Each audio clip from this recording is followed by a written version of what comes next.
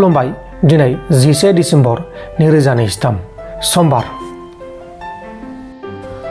आसामनिफ्राय लांखार जानाय सेंग्राखौ रैखा खालामबाय। आसामनिफ्राय मेघालयानि ईस्ट कार्बि जिल्लानि सिङाव थानाय उइलियाम नोगोराव सासे सेंग्राखौ गारि भारानि मुङाव थगायना लांनानै किडनेप खालामजानाय सेंग्राखौ पुलिसा रैखा खालामफिननो हाबाय। लांखार जानाय सेंग्रानि मुङा जाबाय मुस्ताफिजुर रहमान, 22 बोसोर बैसोनि। मुस्ताफिजुर रहमाना गारि ड्राइभार महरै खामानि मावो आरो पुलिसा जाथायाव लोब्बा थानाय गुबुन सानै दायनिगिरिखौबो एरेस्ट खालामदों। हमजानायफोरनि मुङा जाबाय किलसनाथ चांमा आरो मफिदुल हक। बिसोर सानैया मुस्ताफिजुरखौ लांखारनानै मुस्ताफिजुरनि नखरनिफ्राय नोगोद रां दाबिदोंमोन। उनाव पुलिसा बिसोरनि फनखौ ट्रेस खालामनानै एरेस्ट खालामदों। शिबसागर जिल्लानि सिङाव थानाय डिमु पुलिसा लकेलनि मानसिफोरनि हेफाजाबजों सानै बोरमा सिखावफोरखौ एरेस्ट खालामदों। हमजानाय बोरमा सिखावफोरनि मुङा जाबाय हितेश कलिता आरो राहुल आली। बिसोर सानै सिखावफोरा दिसां राजाबारिनिफ्राय गंसे गारि लानानै माब्रै बोरमाखौ खावदोंमोन आरो लांगासिनो दंमोन। उनाव पुलिसा खौरां मोननानै लकेलनि मानसिफोरनि हेफाजाब लानानै सानैबो दायनिगिरिखौ एरेस्ट खालामदों। उत्तर प्रदेश रायजोनि गचियाव जुलिनि फांसन जाबाय थानाय समाव हरखाब न'नि वालआ बायना गोलैसिननायाव सा 7 सुबुङा अबथिरायै जिउ गोमादों आरो सा 20 सुबुङा गोब्राब जोखोम जादों। थैनायफोरनि गेजेराव बांसिन आइजोफोर दंमोन। थैनायफोरनि मुङा जाबाय पुनम शर्मा, मीरा, पूजा, सन्दा देवी, सुशीला, अनफिया आरो माधव। जाथाया जाखांनायनि उनाव उत्तर प्रदेशनि चिफ मिनिस्टार योगी बिथाङा थैनाय नखरनो नखरसेयाव 2 लाख रांखौ फोसावदों आरो जोखोम जानायफोरनो नखरसेयाव 50,000 रांखौ फोसावनाय जादों। प्रमद बर' बिथाङा इयुननि फरायसा आरो फरायसुलिफोरखौ लानानै सानमारदोंब्ला बिसोरनि जेंनाखौ मानो सुस्रांना होआखै होननानै प्रमद बर' बिथांनि सायाव सोरखारनि सायाव गोख्रों बिबुंथि होदों लैहोर लैहोरगोआरि बिथाङा।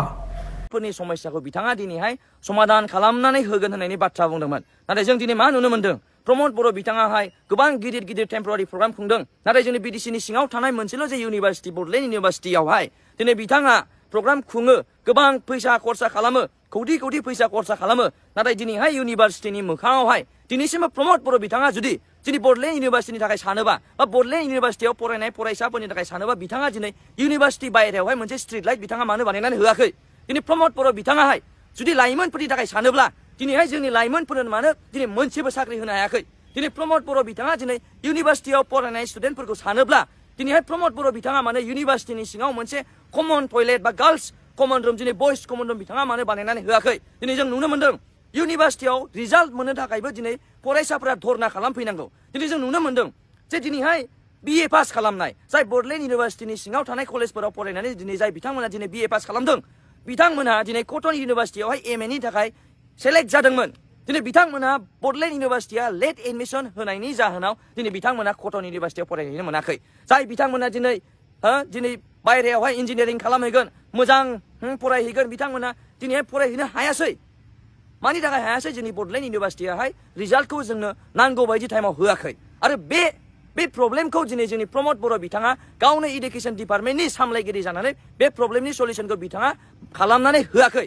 बिनिखायनो जोंनि लाइमोनफोरा बे जोंनि फरायफुनाय सेंग्रा सिख्लाफोरा दिनै जोंनि फरायफुनाय सेंग्रा सिख्लाफोरा बुजिनानैहाय बै सरखार थानाय UPPL आवहाय बास जोंनि BDC खौ सालायनाय UPPL पलिटिकेल पार्टियाव बिथांमोना जयेन जायालासिनो दिनै सरखाराव थायै पावाराव थायै पलिटिकेल पार्टि जोंनि हाग्रामा महिलारि सारनि पलिटिकेल पार्टि BPF राजनीति दलाव बिथांमोनहा लोब जयेन जाफैदों। नंखायनो दिनैहाय जाय बिथांमोनहा दिनैहाय जोंनि BPF पलिटिकेल पार्टियाव जयेन जाफैदों बिथांमोनखौ जोंनि BPF पलिटिकेल पार्टिया अरायबो बोजबनानै लागोन आरो जोङो वेलकाम खालामदों। आरो फैबाय थानाय समावहाय प्रमद बर' बिथांखौ जोङो BDC खौ सालायनाय बिथाङा जे UPPL नि माने परिबर्तननि नाम लानानै जे बिथाङा दिनै UPPL सरकार सालायदों, बिथांनि UPPL सरकारखौ जोङो बोखारनांगोन।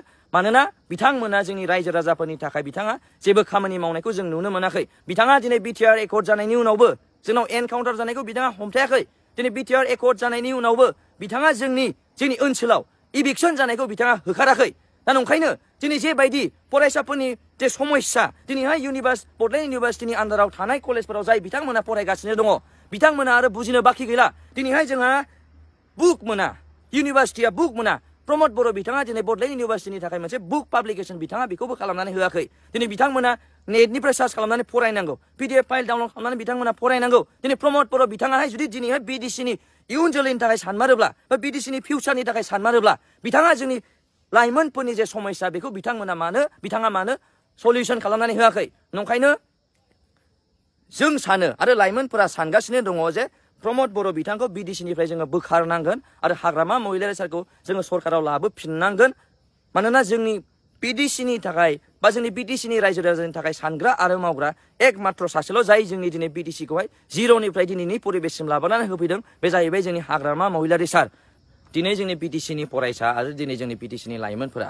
मोनसे बाथ्राखौ बुजिनो हादों जे rights to vote rights to elect आरो rights to choose political party बे बाथ्राखौ बिथांमोना दिनै हमदांनो हाना राजनिति दोलोआवहाय फरायफुबाय थानाय बा दिनै जोंनि लाइमोनफोरा जयेन जानायखौ जों नुनो मोनदों बेनो मोनसे प्रमान आरो बेनो मोनसे मेसेज आरो सिगनेल जे जोंनि BDCखौ सालायनाय UPPL आरो BJP आरो प्रमोद बर'नि नेतृत्वआव BDC सरकारा दिनै जोंनि रायजो राजानि थाखाय खामानि मावनाय बा दिनै जोंनि फरायसा बा दिनै जोंनि लाइमोनफोरनि थाखाय खामानि मावनाय मोजां सुबिदा होनाय बिथांमोना नुनो मोनाखै जायनि थाखाय दिनै बिथांमोनाहाय गावनि फरायफुबाय थानाय अबस्थायावबो दिनै राजनिति दोलोआव जयेन जाफैनांनाय परिबेसखौ जों नुनो मोनदों दिनैहाय जोंनि लाइमोनफोरा दिनै गोबां समस्याखौ जों नुदों आरो बुजिदों जेरै जोंनि BDC हालामावहाय बिटिआर एकर्ड जानायनि उनावब्लाबो जेबायदि इभिक्सन सोलिगासिनो दङ जेबायदि एनकाउन्टार सोलिगासिनो दङ बेखौ जोंनि लाइमोनफोरा एक्सेप्ट खालामाखै होननानै बै लाइमोनफोरा जोंनो बाथ्राखौ खोन्थादों आरो बेनिखायनो बिथांमोना मोनसे डिसिसन लादों जे BDCखौ बासायनो थाखाय आरो जोंनि BDCनि जौगानायनि थाखाय